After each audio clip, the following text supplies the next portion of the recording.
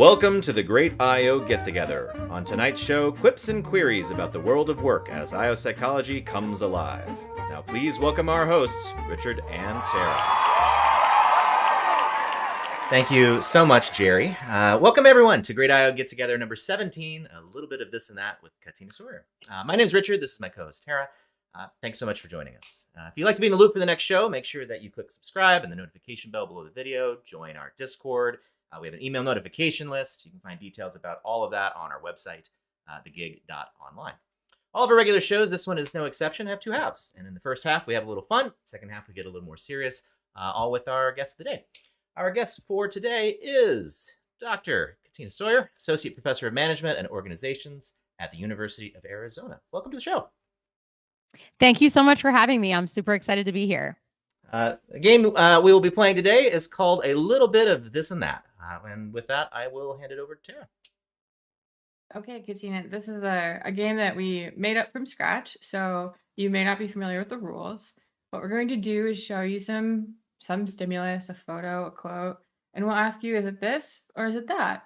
And there are no prizes, so please feel free to guess randomly. There are no penalties for incorrect guesses. So we will do 4 rounds and then a bonus speed round at the end. Perfect. Right. Sounds good, I think. If you're regretting this, that's probably wise. Okay, let's start with the first category, please, Richard. All right, Katina, are these 3 quotes from one of your papers or from Plato's Republic? Appearance tyrannizes over truth. Is this you or Plato? That is probably Plato, unless we're quoting someone else in the paper. Okay, correct. That is a Plato quote. How about number 2? Necessity is the mother of invention. It might be Plato's Republic.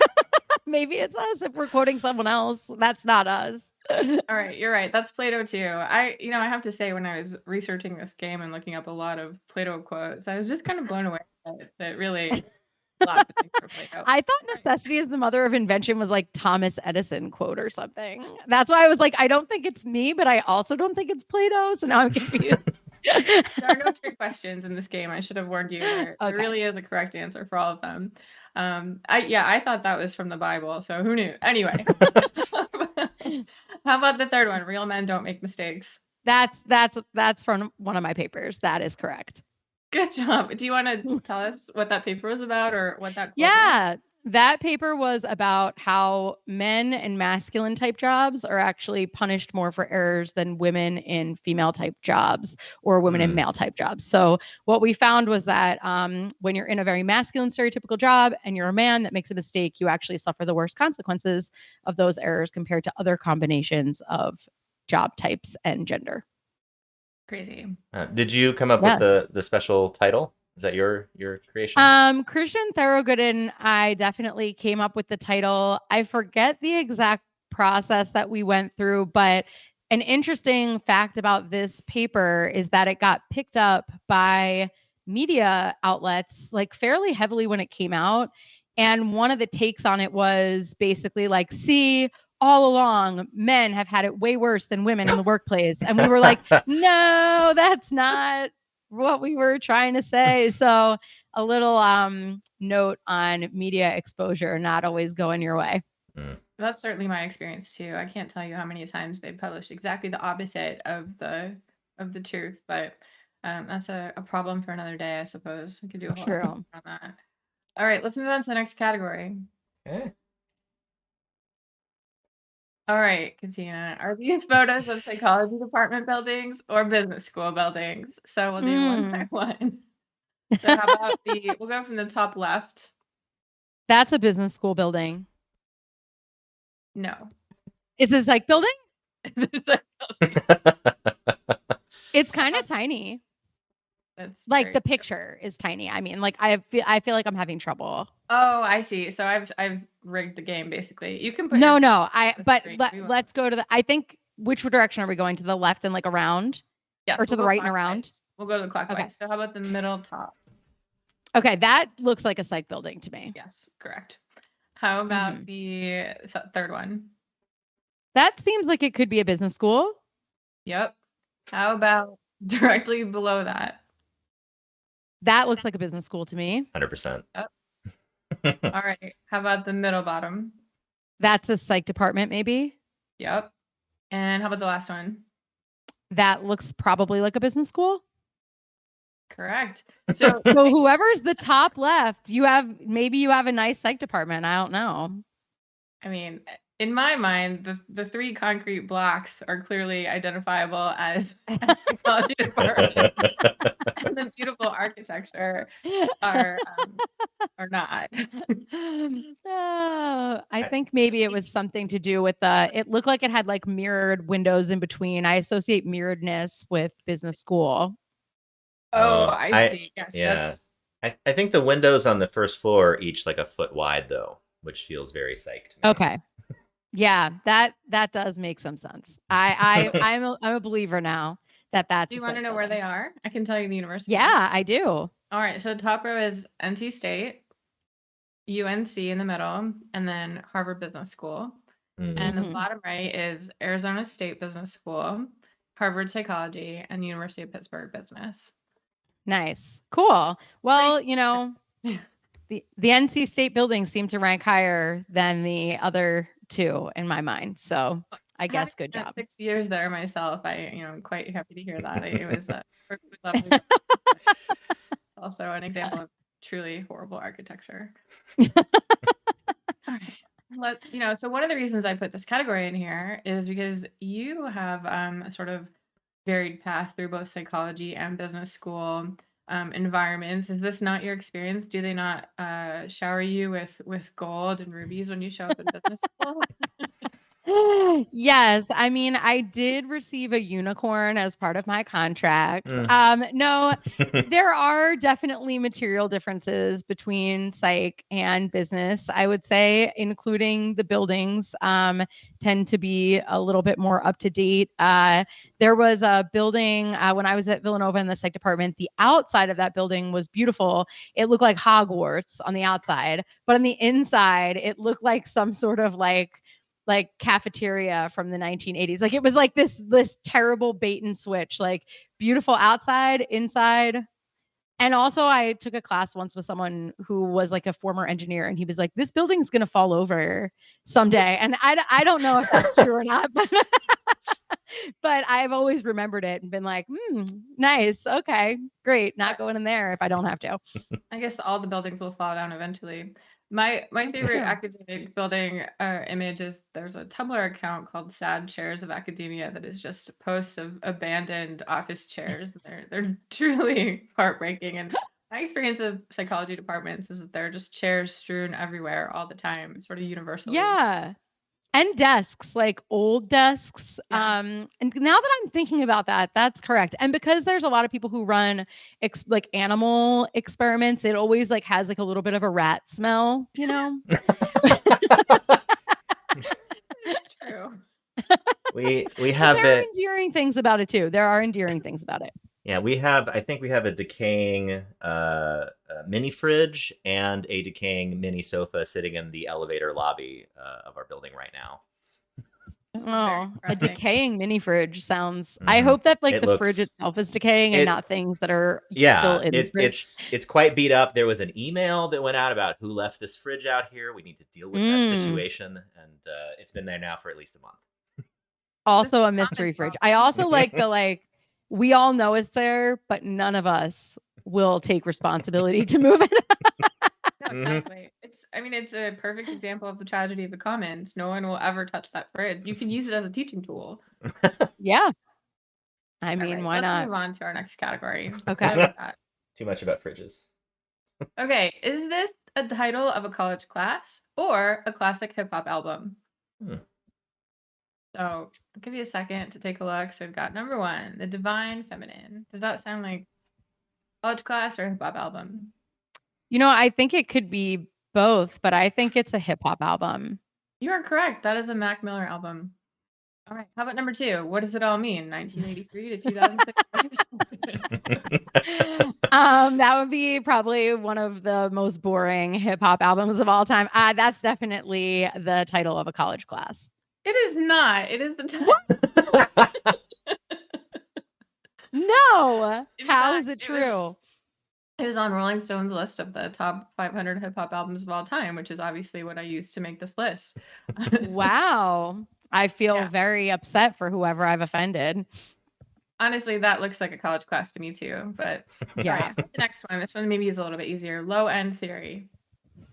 Is it easier? I don't know. I believe that that's the title of a college class. It is also a hip hop album. Wow. Tribe Called Quest. I'm not doing well at names of hip hop albums, I gotta say. I think what that means is that your classes are really fun because they're so exciting. They could be albums. All right, how about this one? Nautical archaeology. Well, they've all been hip hop albums, so I feel like this one has to be a class now. Oh, well, good test taking strategy. Yes, it is indeed a class. It is a class, although I think it could be a Jamiroquai album, frankly. I mean, it's got that kind of cool feeling. Nautical, virtual insanity, nautical archaeology. You see where I'm going. They sound similar. Yeah, so this is a class that's actually offered at Texas A&M and other places. All right, how about this one? Getting Dressed. I'm gonna say that's a hip hop album. That is a course at Harvard, I'm afraid. Wow. And it's about exactly. I wonder, is it on like the societal expectations for self-expression or something? Sort of, yeah. Okay. I mean, you can elevate it, but it's really about clothes, getting dressed. Okay. Step 1, wake up. Everyone just shows up to the class with no clothes on and they're like, help. And they're like, we've got you. One leg at a time. We told you. All right. Last one. The Art of Walking. The Art of Walking sounds like a class, like a mindfulness class to me. But I might go hip hop album. What do you think, Richard? Yeah, I could go either way. I think I'm going to vote hip hop also. It is a college class at Danville College. Was it on mindfulness? Do you know? It's about walking and in presentness and mindfulness. Yeah. I should have gone with my gut. Yeah. Rats. Sabotaged myself. Well, I hope to see some of these titles in your future courses, at least. That would be all of them. I'm just going to make my class title this whole string, but with commas in between. Have you taught any of these like creatively titled like specialty seminar classes? They're sometimes kind of fun. Yeah, I haven't taught a creatively titled one, I would say. I've taught a lot of specialty seminar classes, but maybe not ones that have fun titles.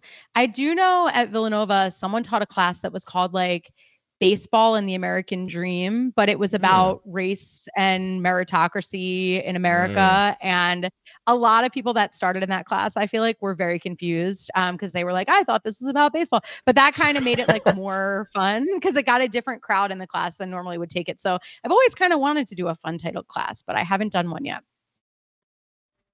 All right, let's move on. This is a picture round. Oh, God. These people actors or psychologists? So we'll go from top left to bottom right. So top left, actor or psychologist? I think that's a psychologist. Correct. That is Carol Dweck. Very yes, I was thinking that it might be, but I didn't want to say a name just in case it wasn't. And then there was some like controversy over like, does Carol Dweck look like that person or not? Carol could be watching and we don't want to upset her. So, right. All right. How about the next one? That's a character actor? That is an actor. That's Estelle Getty, who played Sophia on The Golden Girls. Oh my God, you're right. Oh, wow. I did not realize who it was until I looked closer. But you can tell she's got that actor kind of vibe. Okay, how about the third one? Like diagonal down? Top right, so in front of the chalkboard. Oh, I think that's a people actor because they're in front of a chalkboard. I feel like that would be a giveaway, and I feel like you're trying to trick me. Well, you double faked yourself. That's Eagly. Oh. I'm sure you like and admire and cite all the time, but yes, this is a picture from the 70s, I think. And all right, how about bottom row then? Definitely psychologist. Correct. That's Jennifer Kelly. So she is the immediate past president of the APA Yes. and clinical psychologist. And then how about the last one? Should I go with my thing again that's an actor now? Because there's 2 chalkboards. I'm going to go with actor for that one. That is Michelle Pfeiffer in the movie Oh, Dangerous Minds. but I do know what Michelle Pfeiffer looks like, but it's just because it's tiny. I know what Michelle Pfeiffer looks like. I really do. I've watched a lot of videos of her being amazing, doing like the whip in Catwoman. Like, I know what she looks like for sure. Sure. I mean, who doesn't know what Not Michelle Pfeiffer looks if you like? could read the chalkboard, it might have been a clue also. But it must be too small for you. Question mark. Yeah. Does anyone know karate is the key question on that chalkboard. That could be a psychology question. It could be bio data. It could be. I don't know what Alice Eagley's chalkboard says, but I can't tell. I don't think it's about karate, probably. It could be. We don't know. You're right. All right. Why would I underestimate her that way? Okay, this is the last round. This is the speed round. Which of these? Oh my God. Yes.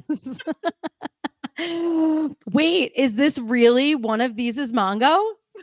No.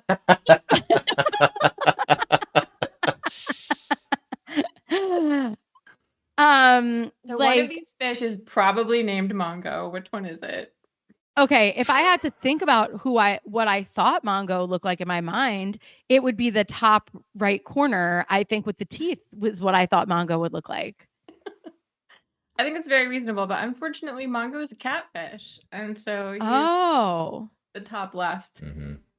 So for viewers at home who have not had the pleasure of meeting Mongo yet, Mongo is a catfish that lives in my backyard, in my pond, and Katina has not yet had the great pleasure of meeting him, which is why she didn't know what he looked like. But of course, she knows him by reputation. Of course. Who doesn't know Mongo by reputation? It was just a very like out of body experience because Tara had just moved and she's living in this like natural setting. When the last time I saw her, she was in this urban setting. She's talking about all the new things she's doing like in nature.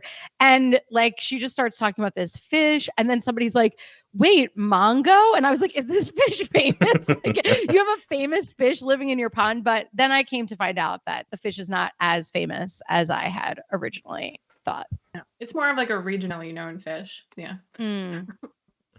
Right now, we're currently upping Mongo's profile. There's going to be a lot of searches for Mongo as of today. Charge admission to my yard. It'd be great. You should. It's exciting. All right. So can we have the last slide, please, Richard? We can. Winner! Turns out you won the game. Wow. I was not keeping track of points, but really the game was completely rigged anyway, so it doesn't matter. Yeah, it's the friends we made along the way. You get it. All right. So we're going to take a break now for 5 minutes. And then when we come back, fun's over. We'll do a hard-hitting interview. How does that sound? Great. Okay. See you all in 5 minutes. Welcome back. Going to start our interview with Katina. Take it away, Tara. Okay, Katina. So I was really happy when you decided to accept our guilt tripping and come on the show because I think you've had a really interesting career and one that the viewers would really like to hear more about. Got a few questions. They don't really relate to each other. We'll just sort of see where it goes. The first thing I wanted to ask you though, so you've got a really cool podcast, Worker Being, and I was listening to it the other day and you talked about the challenges of new jobs. I thought it was interesting because I've started a new job recently. You've started a new job recently. And you mentioned this concept of social capital knowledge. Can you just talk about that? Talk about that episode a little bit? And I'd love to have some examples of how that works in new jobs. Yeah. So some of what we've been talking about lately, potentially inspired by the fact that I and my co-founder of Worker Being, Patricia Gabarik, she also started a new job. And so we were interested in the idea that when you start a new job, you're usually really excited and motivated to get going, but there could be some drawbacks, new research shows, in terms of just getting going and learning a new place and learning who knows what and how to find what. And you sort of take a hit in terms of the extra cognitive processing that you have to do to figure out how things work in this new place, in addition to starting up with your new role. So while you're really happy and motivated to be there, there are some basically like learning curve elements that people don't often think about. And one of those is around this idea of social capital knowledge, that you don't always know who's the person in the organization that knows all this stuff. I feel like in all of our institutions, there's that person that everyone tells you when you come in, they know everything, right? Go to them. They're the person that knows it all. But then there are also other people who know things that maybe aren't that person, that you don't get directed to immediately, that you sort of have to figure out on your own. Or what office do I email if I want an answer to this? Or who's the right person to go to, even in my own department, if I want advice about something. And so figuring out those things can be a little bit challenging. And so people often think like, you're motivated, you're new, you're going to hit the ground running and just like go. And sometimes the reality is that it takes a little while to sort of get up to speed, and that can kind of have some detriments on your burnout and exhaustion for a period of time until you get more fully acclimated to the job. That makes a lot of sense. And it must be so much harder too when you're starting remote.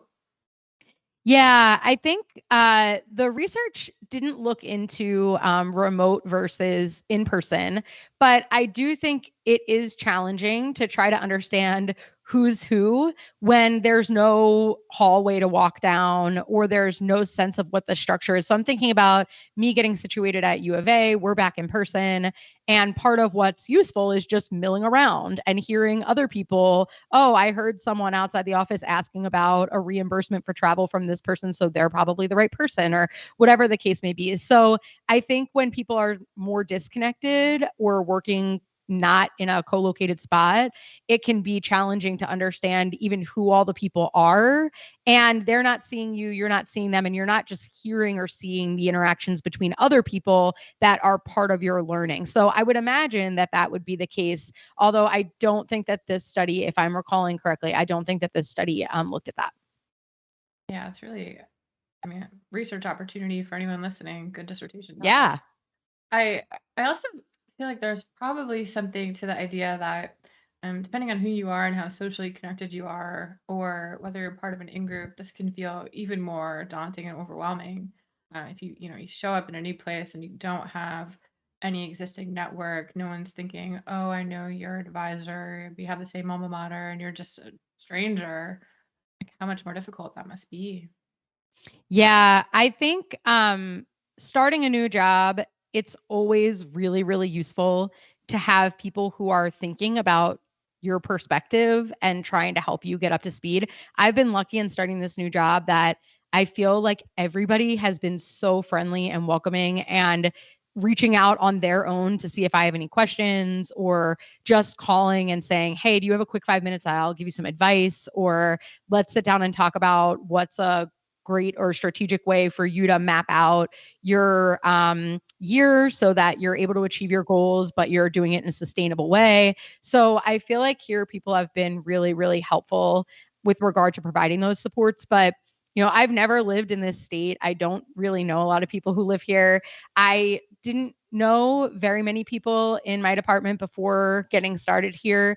And I could imagine if they were less proactive about that, it would probably be a much bigger challenge to have gotten up to speed. I mean, I'm still learning, but getting up to speed as quickly.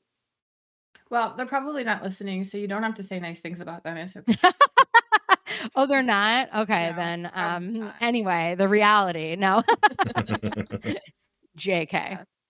Well, yeah, I think something you're so good at is breaking down research and communicating it in plain language for people. And that seems like what your podcast is really about. I'm curious, how did you get started with worker being, and what have you learned over time about good science communication? Yeah. So the Worker Being podcast was born at a friend's wedding after Patricia and I had had some number of glasses of wine. I don't know the exact number, which might tell you something about how many it was. But we were at the after party for a friend of ours from grad school's wedding, and we were talking about how we were feeling some frustration in our respective positions, mine as an academic, hers as a practitioner, that people were frequently asking us really kind of low-hanging fruit questions about basic human needs in the workplace. Like, how do I make my employees happier? Or people are super burnt out or exhausted, or they seem sad or sluggish all the time. Can you give me a tip about what to do to make things better? And I was saying that my master students, who at that time were all HR professionals, were asking me a lot of those sorts of questions. And when I would present kind of straightforward, like, hey, job satisfaction leads to productivity, and here are some basic things you can do to increase job satisfaction, it was like these light bulbs were going off in the classroom, and they were thinking of different ways that they could intervene. And Patricia was seeing the same thing with clients, and we were kind of thinking to ourselves and then conversing with each other, it's not really cool that you have to have the money to pay for a grad degree, or you have to have the money to pay for a consultant to come into your organization to understand these basic fundamental concepts of how to create more effective and well-being supportive ways of organizing. And so we kind of had this conversation about what could we do using our two kind of skill sets that we had developed after graduation and in grad school, to help bring the science that we knew existed to every employee. And so our first thought was we would do a blog, which we still do. And we've been doing that blog now for like 5 or 6 years. And so that was our first thought, was to do the blog. And then shortly after we started the blog, we got the feedback that a lot of people like to read for information, but also a lot of people like to listen. And we started the podcast. So, and all of our episodes and all of our blog posts are free to everybody, including activities that people can implement in their workplaces that are posted there. So the goal is kind of to make science accessible and fun. We pay very close attention to the Fleisch reading ease score that is given to us when we're writing blog posts, because we're trained to write in a way that's just not effective for broader audiences. And I think we've learned a lot about how to take what is a complicated idea and preserve the nuance while making it more exciting and interesting to read. You've done almost 200 episodes at this point, and that seems like a lot. Do you still feel like this is a worthwhile way to spend your time? And I'm imagining it takes a significant amount of time. Are you still feeling like this is how you want to spend your precious few hours? What an existential question. Loaded, yeah. I didn't know I only had a precious few hours left. I better go. I got to get off this podcast immediately. No, I think that the first thing is that Patricia and I are really good friends. So we have fun talking and we have fun working with each other through Worker Beings. So it's partially that we find it fun. The other part of it is that I think we keep finding new and interesting articles that we think will be helpful for people to know more about. And so that's really been something that keeps us motivated. Every time we find something new that we think an audience would like to hear about, that's cutting edge research or something that's exciting that's come out from a lab, we want to tell people about it. So I think the only thing I will say is that we are not, and IO psychologists are not marketing experts, right? And so I think that's something that we've struggled with a lot as a podcast, is how do we get our message out to people who are not our most likely listeners, right? So we really want to hit the HR professionals and the senior VPs and the mid-level managers who are thinking, I want some ideas for my team. And what we've learned in science communication, to kind of go back a little bit to your question before, is that people don't actually care that much that it's science-based, but they care that it produces results. So when you say this is something that's been demonstrated to produce results, people care. But if you say we're basing this on science, people are like, I don't really know exactly what that means. And so we've found that talking about what results these things have been demonstrated to lead to. And we do throw in information about the sample and things of that nature and give some of the breakdown. But I think generally what we've learned is the science piece is not as important to people as what science is about, which is understanding and predicting results. But we just have to say it differently. And that's really great insight, just focusing on the word results. I also appreciate the insight that you should start a podcast with someone you're friends with. I wish I had known that before we started this. Yeah, sorry. All right, let me switch gears a little bit and ask you about some of your research, because I think your research area is pretty unique, and you've carved out a really great niche for yourself. Um, a lot of the topics you study have a lot to do with social justice topics of one sort or another. My first question is about how you navigate that balance between research, which requires a little bit of distance, and advocacy, which really, requires the opposite, which requires yourself and your emotions. And how do you balance those things and make sure that you're sort of being responsible to both domains?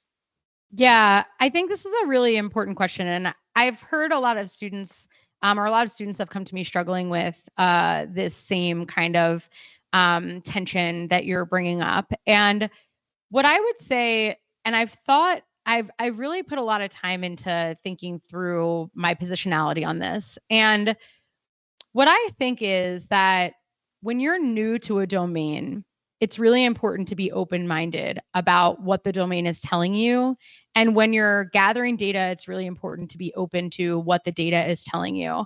And so I think from the perspective of objectivity, you don't want to see something that's not there or push things in a direction that they wouldn't have otherwise gone, right? So you need to make sure that what your personal bent is for being involved in the project is not impacting or influencing the trajectory of the results, and that you're not cherry picking certain parts of the literature in favor of others in order to support a particular viewpoint. So I would say entering into the research domain and entering into your projects with an open mind is the important part of objectivity. Where I would say the advocacy piece comes in for me is that I think that the idea of objectivity has limitations when you're trying to create and build bonds with people who have experienced really terrible traumas, tragedies, and other, just negative life experiences. And you're trying to connect with people in a way that they feel comfortable telling you the truth. And I think that objectivity and this sort of like lab coat, cold lack of engagement actually gets you worse information than if you do what I think we don't often talk about, which is create actual bonds with participants of trust, and demonstrate that you've done the work of understanding something about, in depth about the population that you're working within, if you're not a member of that population, or even if you are, because your experiences won't be indicative of everyone's.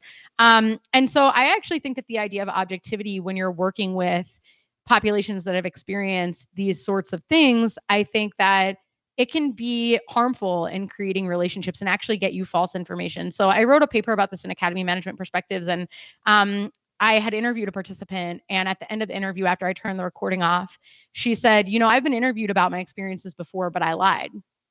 I only told you the truth because I know and I trust that you'll do what the right thing with my story.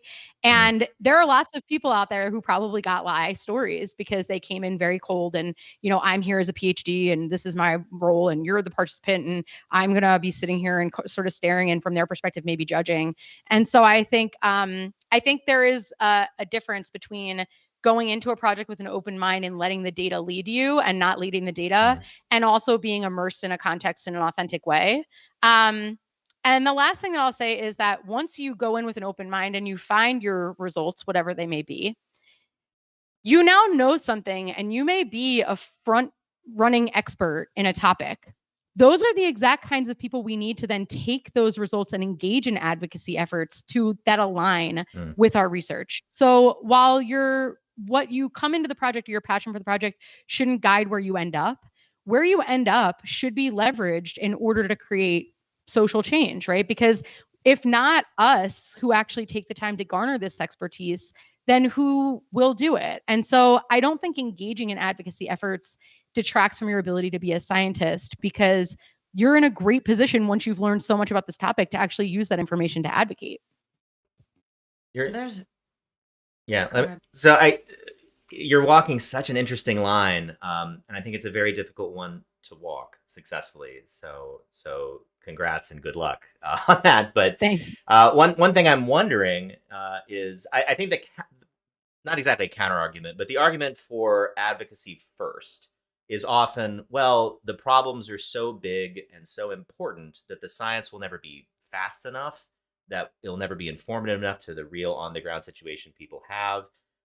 And I imagine you probably hit situations with other people coming in from that perspective who are like, no, I'm right because I'm right. I don't care about your science. And it's kind of the same theme that you're talking about with dealing with the podcast.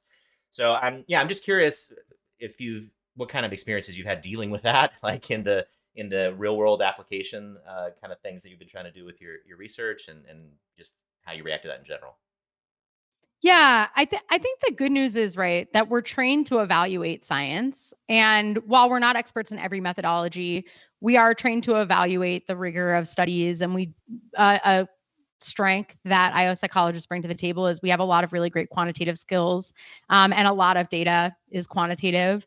And so I think that none of us are ever reinventing a wheel. We're adding nuance to an existing narrative, right? And Mm, so I think one thing, going back to the open mindedness, it would be a problem if you were like, as a scientist, I want to advocate for something, but I'm going to advocate for it based on this cherry picked set of 10 articles that I found. And I'm going to ignore these other 50 articles that I found.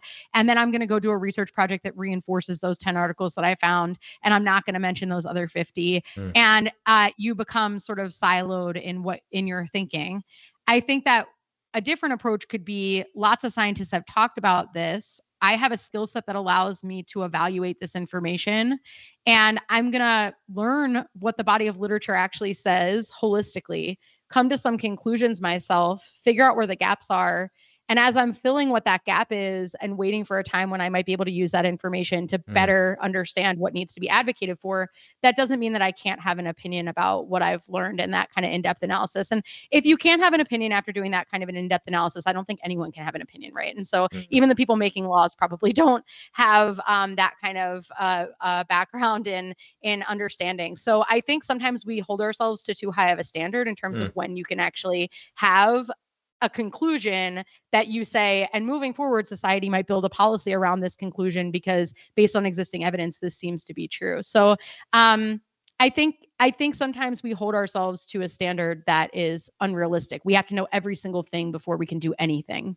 mm, Yeah, it seems like what you're talking about is a kind of humility, and respect, which every researcher should have, regardless of what kind of research question they're pursuing, right? Respect for your participants as human beings, and humility in acknowledging that you're not different than them, right? We're all human beings. And I had a conversation recently with someone who shall remain nameless, who said, so many psychologists who do this kind of research have never spoken to a person, like they've never spoken to one of their participants, and mm, how can they understand the problem that they're attempting to do research with if they've never spoken to a person? And I myself went through a journey, over time. I learned this lesson when I started doing qualitative research with schools, and I thought, like who I am matters in this story too, and how I interact with this environment matters too. And this was completely novel and new information for me to start thinking about. And actually, so speaking of that, you are frequently, although not always, a qualitative researcher. I wish that more IO psychologists were qualitative, or would you rather keep all the glory for yourself? I'm really in it for the glory. So just refrain anyone who's listening from doing qualitative work. I'm just here for it all for me. No, what I think is, I would say I wish that qualitative methodologies were taught more frequently in IO programs as a valid methodology to engage in for answering a whole research question, or, exploring a whole research question or part of a research question or set of questions. So do I wish that the methodology got more play in IO Psych? Yeah, I do wish that. I think for folks who are quantitatively trained, I wouldn't encourage you to just like you wouldn't be like, I'm going to jump up tomorrow and just like sit on the computer and punch a bunch of numbers in and run a structural equation model, and whatever comes out, like, I'm sure it's right, whatever.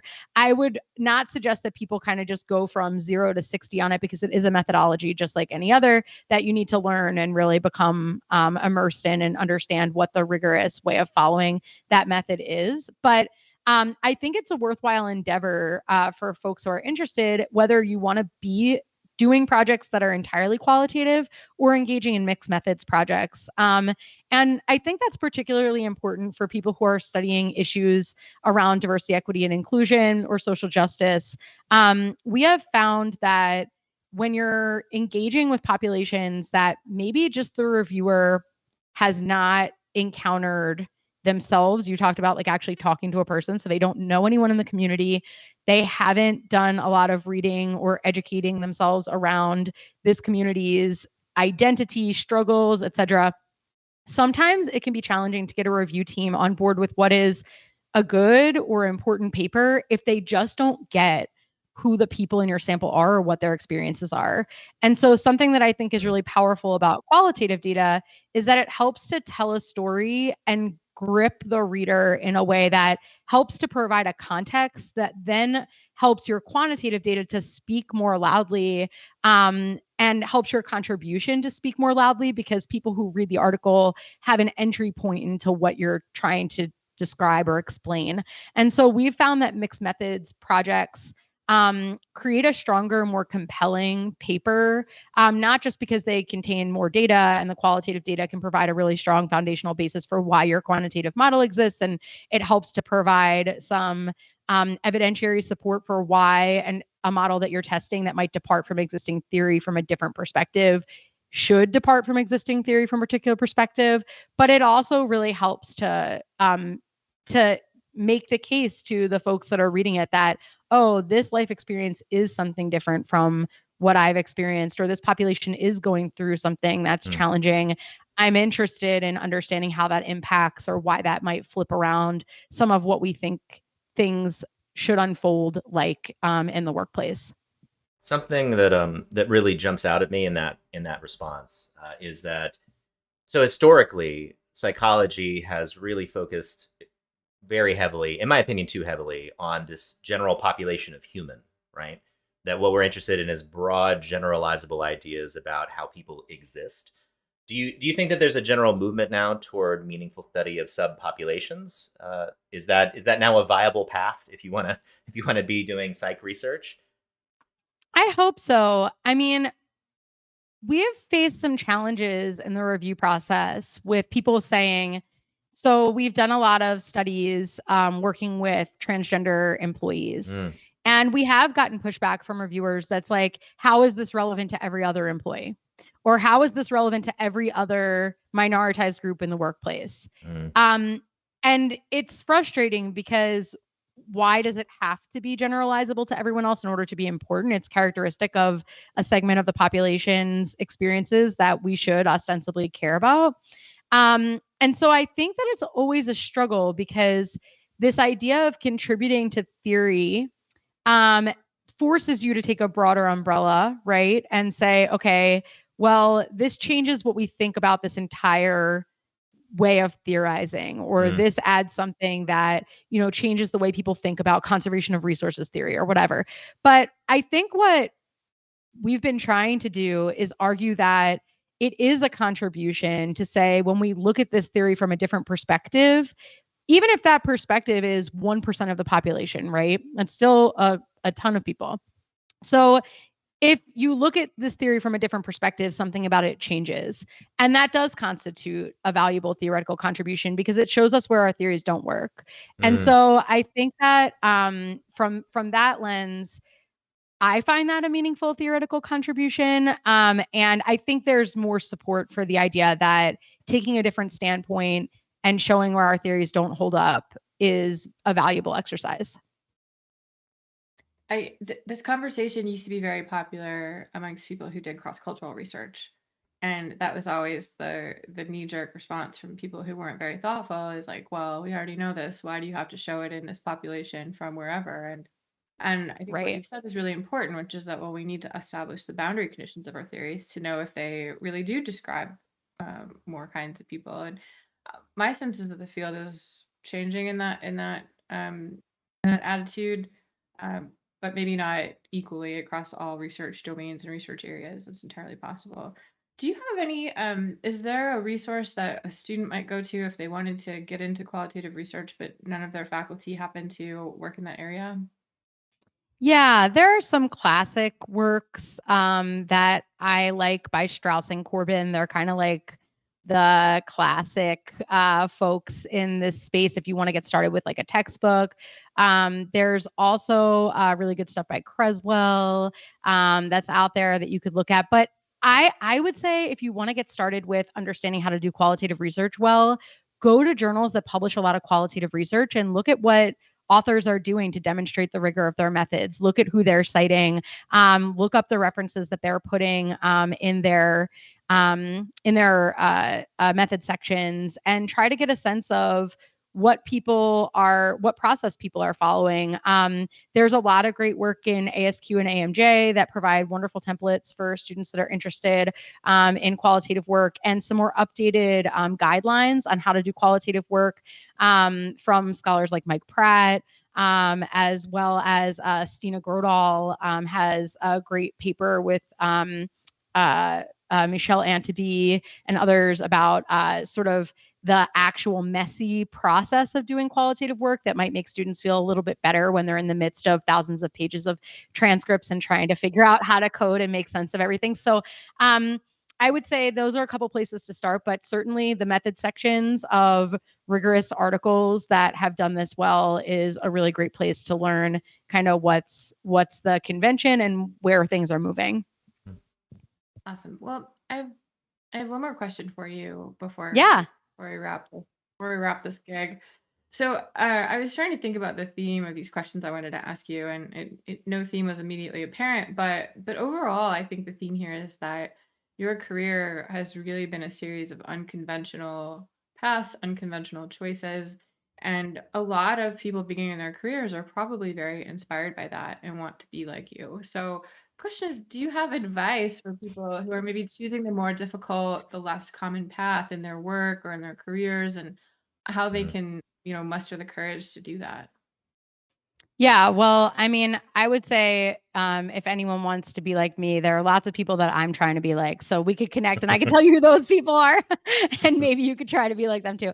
But I would say it's really important to know, or to try to really meditate on, the difference between advice that is tactical and practical, that's valuable because you lack context or experience in the field. So like if your advisor is giving you advice on a paper and says, based on my experience in the review process, we probably need to flip around these paragraphs, or the theoretical contribution needs to be stronger, or whatever, that you're open to that kind of advice, right? That you're listening to mentors and being open to what they're telling you, because there is so much to learn and we're all constantly learning.